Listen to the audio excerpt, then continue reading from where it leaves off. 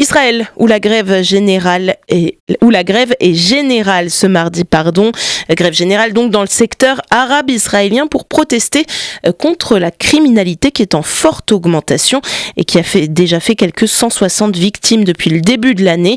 Le secteur arabe israélien exige que le gouvernement prenne les choses en main. Dans le village de Abou Snan, près de Saint-Jean d'Acre en Galilée, 4 personnes ont été tuées il y a 2 semaines.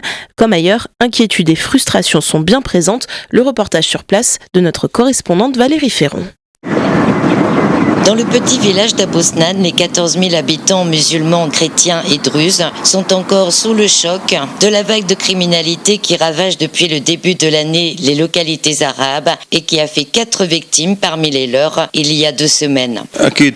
Bien sûr que les gens sont en colère et ont peur.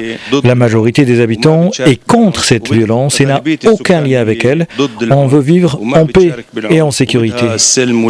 Parmi les 4 personnes tuées, un candidat aux élections municipales prévues en octobre, de quoi faire réfléchir les autres candidats à ce scrutin, comme Seifa Fawzi Mouchlib, qui exclut de céder. À titre personnel, bien sûr que je n'ai pas peur, car je sais ce que je fais et j'irai jusqu'au bout.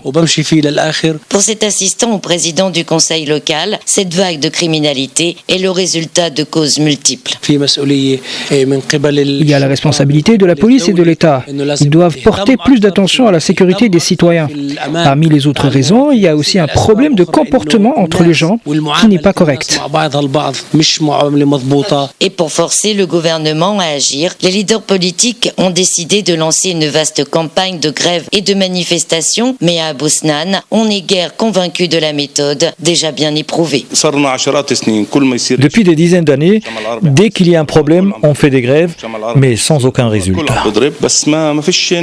Si les Palestiniens citoyens d'Israël sont bien conscients que l'actuel gouvernement israélien n'est nullement concerné par leur bien-être en tant que citoyens, ils refusent cependant de le voir comme les précédents se dérober et laisser la situation se dégrader de manière irrémédiable, aussi bien pour la minorité palestinienne que pour la majorité juive. Dans le village de Abou Snan, près de Saint-Jean d'Acre, Valérie Ferron pour Média.